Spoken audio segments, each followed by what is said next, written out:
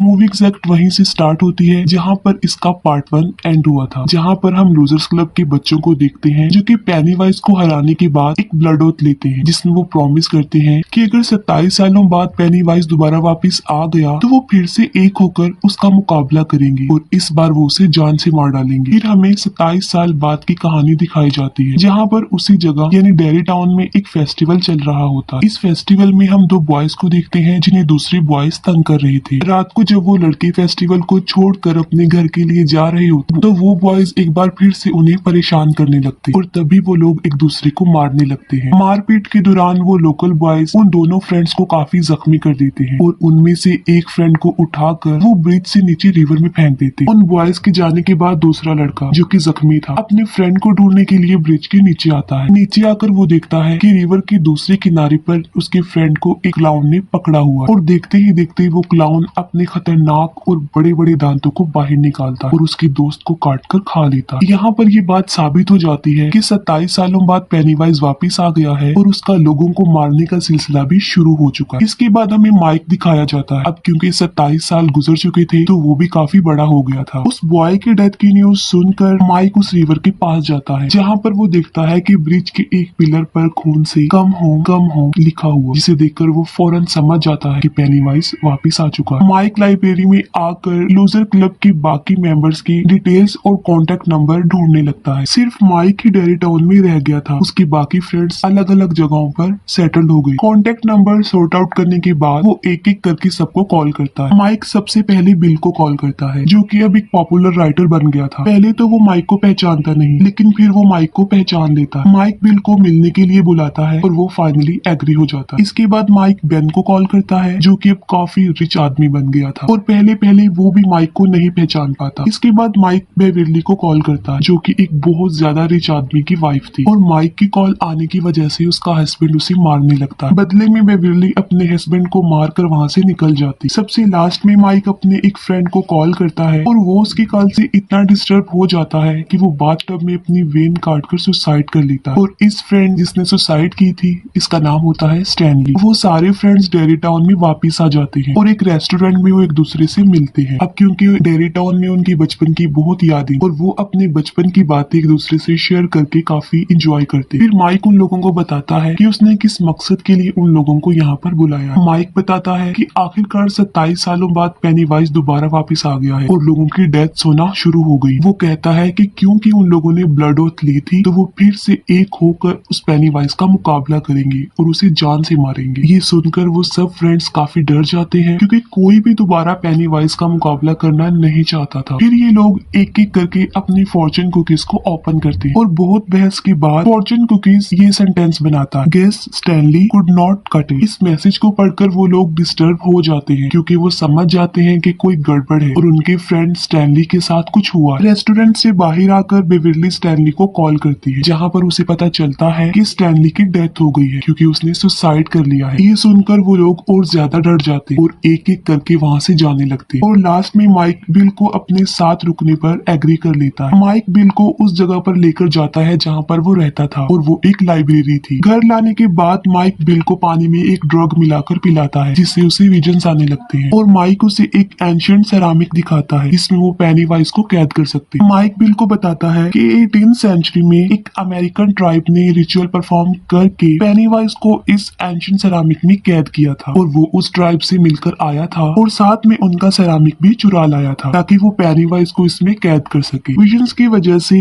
Bill वो सब कुछ देख लेता है जो माइक के साथ हुआ था और फाइनली वो एग्री हो जाता है। दूसरी तरफ होटल में बेविरली बेन को बताती है कि उसने हमेशा अपने स्केरी ड्रीम्स में अपने फ्रेंड्स को मरते हुए देखा है और वो बताती है कि उसने ये भी पहले से देखा हुआ था कि उसका फ्रेंड स्टैनली सुसाइड करके ही मरेगा। और यहाँ पर वो लोग सोचते हैं कि अगर उन्होंने पेनीवाइज को नहीं मारा तो वो 1 by 1 ऐसे ही मारे जाएंगे जैसे बेविरली ने अपने ड्रीम्स में देखा हुआ है। और फाइनली ये लोग भी माइक का साथ देने के लिए एग्री हो जाते हैं और तभी वहाँ पर माइक और बिल भी आ जाते हैं और वो सब फ्रेंड्स मिलकर पेनीवाइज को खत्म करने का प्लान बनाते हैं। माइक उन्हें बताता है कि पेनीवाइज को मारने के लिए उन्हें एक रिचुअल परफॉर्म करना होगा और इस रिचुअल में उन सब फ्रेंड्स को उनके पास से कनेक्टेड चीजों को लाना होगा ताकि वो उन सब चीजों को जलाकर पेनीवाइज को मार डाले और ये सब कुछ वो एंशिएंट सेरामिक में ही करेंगे और वो सब फ्रेंड्स अलग अलग होकर अपने पास से कनेक्टेड चीजों को ढूंढने ढूंढने लगते हैं। सबसे पहले बेविली अपने उस घर में जाती है जहाँ पर वो छोटे होते हुए अपने फादर के साथ रहा करती। वहाँ पर वो एक लेडी से मिलती है जो अब उस घर में रह रही थी। बेविली रूम के एक हॉल में वो लेटर निकालती है जो बचपन में बेन ने उसे दिया था। बेविली जब जाने लगती है तो वो बूढ़ी औरत एक डीमन में बदलकर उस पर अटैक कर देती, लेकिन बिल्कुल ठीक वक्त पर बेविली वो लेटर लेकर वहाँ से भाग जाती। फिर बिल उसी सीवर के पास आकर रुकता है जहाँ पर बचपन में पेनीवाइज उसके छोटे भाई को उठाकर ले गया था। उस सीवर के पास जाकर बिल चिल्लाते हुए रोते हुए पूछता है कि आखिर इतने सारे बच्चों में उसने सिर्फ उसके भाई को ही शिकार क्यों बनाया। तब रिप्लाई में उस सीवर में से पेनीवाइज की आवाज आती है और वो कहता है कि उसे बिल चाहिए था और बिल उसे नहीं मिला तो वो उसके भाई को उठाकर ले गए। और तभी उसे सीवर में उसका छोटा भाई हाथ में वही कागज की बोट पकड़े हुए नजर आता है जो बचपन में उसी ने उसे बनाकर दी थी। बिल उस सीवर में हाथ डालकर अपने भाई को बाहर निकालने की कोशिश करता है। तब पेनीवाइज बहुत सारे हाथों की मदद से बिल को अंदर खींचने की कोशिश करता है। बिल जल्दी से अपना हाथ छुड़ाकर उस सीवर से बाहर आ जाता है और उसके हाथ में उसके भाई को बना के दी गई वही कागज की बोट आ जाती है और उसे उसकी पास से जुड़ी हुई चीज भी मिल जाती है। रिची को बचपन का कॉइन मिलता है और इसी तरह बाकी फ्रेंड्स को भी उनके बचपन से